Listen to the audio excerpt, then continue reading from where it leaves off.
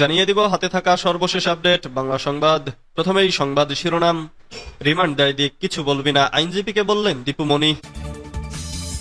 এরপর জানিয়ে দিব শান্তিপূর্ণ নির্বাচন অনুষ্ঠানে পুলিশকে এখন থেকেই প্রস্তুতি নেওয়ার নির্দেশ প্রধান উপদেষ্টার। এদিকে কখন নির্বাচন চায় এনসিপি। আরো জানিয়ে দিব বিএনপি ও আওয়ামী লীগকে এক পাল্লায় মাপা অনেক বড় অবিচার বলেছেন মামুনুল হক। সর্বশেষ জানিয়ে দিব জামাতের সঙ্গে এনসিপির ঘনিষ্ঠতা নিয়ে প্রশ্নে যা বললেন নাহিদ। এতক্ষণ শুনছিলেন সংবাদ শিরোনাম, এবারে বিস্তারিত। রিমান্ড দেয় দিক, কিছু বলবি না, আইনজীবীকে বললেন দীপু মনি। আপা আজকে 7 দিনের রিমান্ড চেয়েছে। প্রত্যুত্তরে সাবেক শিক্ষামন্ত্রী ডক্টর দীপু মনি তার আইনজীবীকে বলেন, যা রিমান্ড দেয় দিক, শুনানিতে কিছু বলবি না, কিছু বলার দরকার নেই। তখন তার আইনজীবী বলেন, আপা শুধু রিমান্ড বাতিলের আবেদন দিয়েছি, কোনো শুনানি করব না। বুধবার 19 মার্চ ঢাকার মেট্রোপলিটন ম্যাজিস্ট্রেট শাহিন রেজার আদালতের কাঠগড়ায় দাঁড়িয়ে এভাবেই নিজের আইনজীবীকে রিমান্ডের বিষয়ে কথা বলতে নিষেধ করেন দীপু মনি। এদিন সকালে দীপু মনি সহ অন্য আসামিদের আদালতে হাজির করা হয়। সকাল 10:45টায় পুলিশ প্রহরায় তাদের ঢাকার মেট্রোপলিটন ম্যাজিস্ট্রেট আদালতের কাঠগড়ায় তোলা হয়। পরে যাত্রাবাড়ী থানার ওবায়দুল ইসলাম হত্যা মামলায় দীপু মনির 7 দিনের রিমান্ডের আবেদন করে পুলিশ। শুনানি শেষে আদালত 4 দিনের রিমান্ড মঞ্জুর করেন। শুনানি শেষে 10:25 পুলিশ প্রহরায় আদালত থেকে দীপু মনিকে হাজতখানায় দেওয়া হয়। এর আগে গত 19 আগস্ট বারিধারা এলাকা থেকে দীপু মনিকে গ্রেফতার করে পুলিশ। মামলার অভিযোগ থেকে জানা যায়, বৈষম্য বিরোধী ছাত্র আন্দোলনের সময় গত 4 আগস্ট বিকেল 5টার দিকে যাত্রাবাড়ির কাজলা পেট্রোল পাম্পের সামনে আওয়ামী লীগের নেতারা সহ 14 দলের নেতাকর্মীরা অবৈধ অস্ত্র দিয়ে নির্বিচারে হাজার হাজার জনতার ওপর গুলি চালান। এতে ওবায়দুল ইসলাম গুলিবিদ্ধ হয়ে মারা যান। এ ঘটনায় শেখ হাসিনা, ওবায়দুল কাদের সহ 58 জনকে আসামি করে মামলা করেন স্বজন মোহাম্মদ আলী। শান্তিপূর্ণ নির্বাচন অনুষ্ঠানে পুলিশকে এখন থেকেই প্রস্তুতি নেওয়ার নির্দেশ প্রধান উপদেষ্টার। প্রধান উপদেষ্টা অধ্যাপক ডক্টর মোহাম্মদ ইউনূস শান্তিপূর্ণ নির্বাচন অনুষ্ঠানের জন্য পুলিশের প্রস্তুতি ও করণীয় সম্পর্কে এখন থেকে উদ্যোগ নেওয়ার নির্দেশ দিয়েছেন। আজ বুধবার স্বরাষ্ট্র উপদেষ্টা ও সংশ্লিষ্টদের সঙ্গে অনুষ্ঠিত এক সভায় তিনি এ নির্দেশনা দেন। প্রধান উপদেষ্টা গত সোমবার মাঠ পর্যায়ে পুলিশ কর্মকর্তাদের সঙ্গে বৈঠক করেন। এই সভায় কর্মকর্তারা তাদের সুবিধা ও অসুবিধা বিষয়ে প্রধান উপদেষ্টাকে জানান। এসব সমস্যা সমাধানে কি করা যেতে পারে তা নিয়ে আজ প্রধান উপদেষ্টা, স্বরাষ্ট্র উপদেষ্টা ও সংশ্লিষ্টদের সঙ্গে এক আলোচনা সভা অনুষ্ঠিত হয়।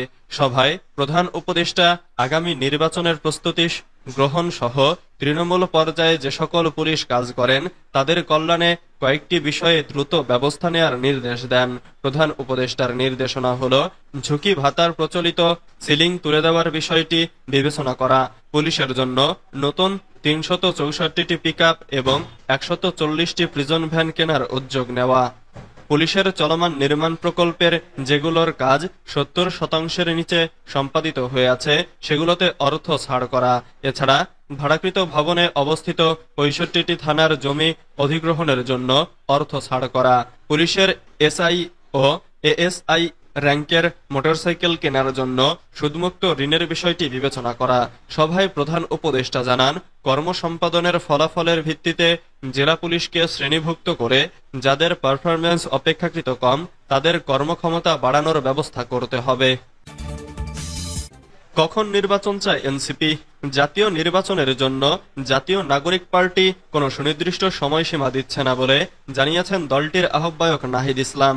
সম্প্রতি যুক্তরাষ্ট্রভিত্তিক সংবাদ মাধ্যম দ্য ডিপ্লোম্যাটকে দেওয়া সাক্ষাৎকারে একথা জানান তিনি। এ সময় নতুন দলের সামনে কি কি চ্যালেঞ্জ সেগুলো নিয়েও কথা বলেছেন নাহিদ। আপনি কখন নির্বাচন চান?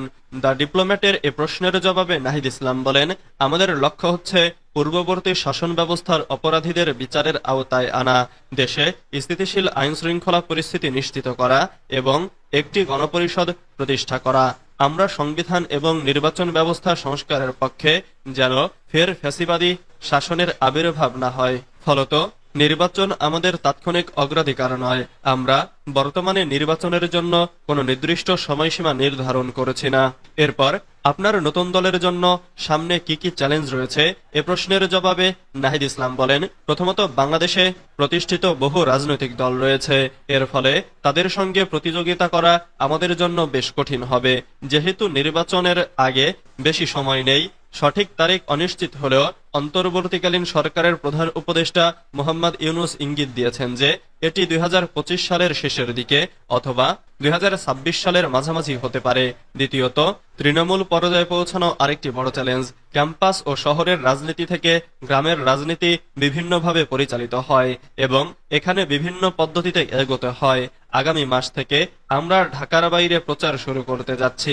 এছাড়া দেশের আইনশৃঙ্খলা পরিস্থিতির মধ্যে রাজনৈতিক কর্মকাণ্ড বজায় রাখা একটি উল্লেখযোগ্য চ্যালেঞ্জ হবে।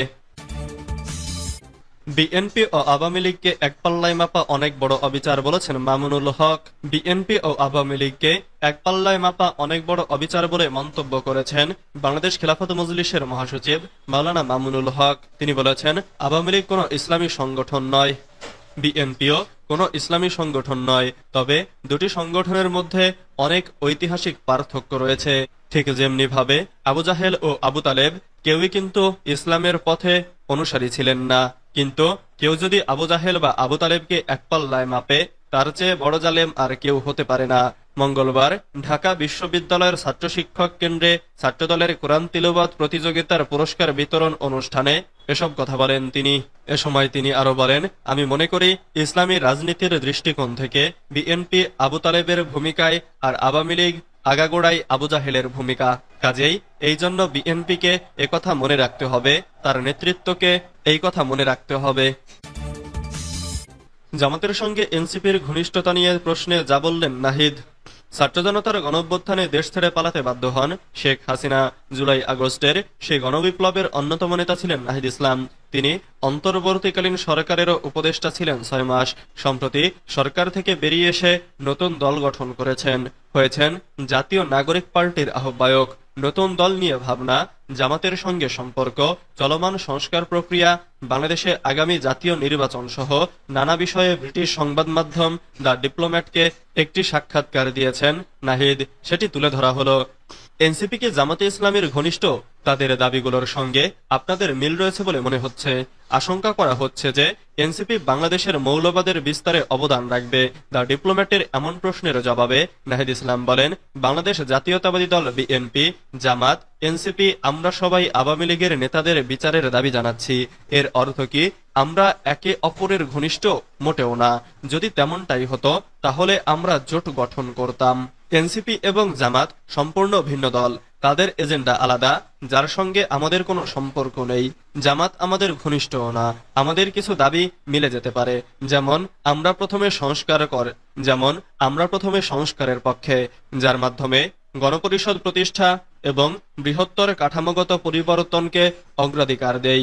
এক্ষেত্রে আমরা মৌলবাদের ওপর নির্ভরশীল বলে যে দাবি তোলা হয়েছে তা একটি মিথ্যা আখ্যান প্রতিষ্ঠার প্রচেষ্টা।